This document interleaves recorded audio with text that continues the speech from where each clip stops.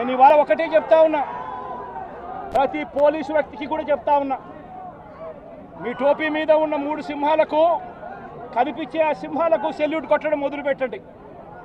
Telugu Desam party నాయకులకు salute కొట్టడం మొదలుపెట్టి వీళ్ళు చెప్పినట్టుగా చేయడం మొదలుపెట్టి అన్యాయాలు చేయడం మొదలు పెడితే మాత్రం ఎల్లకాలం తెలుగుదేశం పార్టీ ప్రభుత్వమే ఉండదు అని చెప్పి ఇవాళ ప్రతి అధికారికి కూడా నేను తెలియజేస్తా ఉన్నా.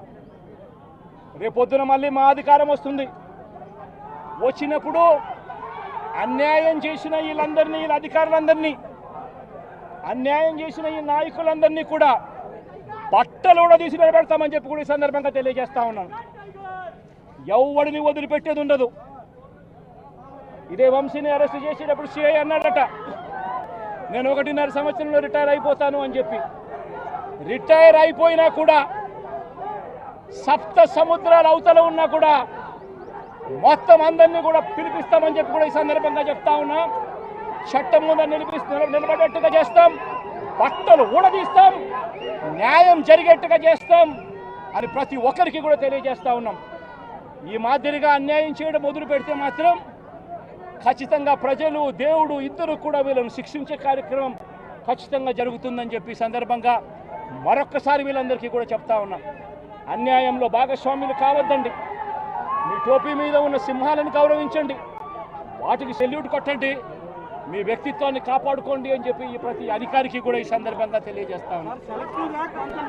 సెలెక్టివ్గా కొంతమంది లీడర్స్ని టార్గెట్ చేసి అరెస్ట్ చేస్తూ ఉన్నారు. దాన్ని ఎట్లా చూస్తారు? మన పేరుని కానీ ఇవాళ వంశీ, ఇటీవల కొంతమంది అరెస్ట్, నందివం సురేష్, ఇట్లా దాన్ని ఎలా చూడాలి? ప్రజాస్వామ్యం కూలిపోతా ఉంది అని చెప్పడానికి ఇవన్నీ నిదర్శనాలు.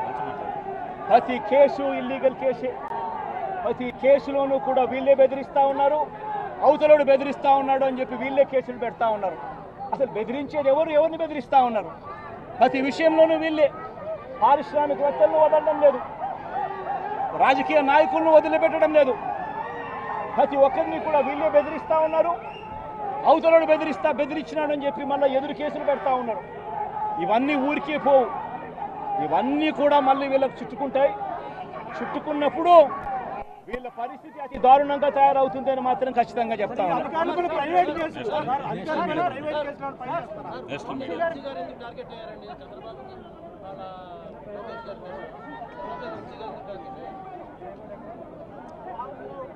వంశీని ఎందుకు టార్గెట్ చేస్తా ఉన్నారు అనేది చంద్రబాబు నాయుడు గారికి వంశీని చూస్తే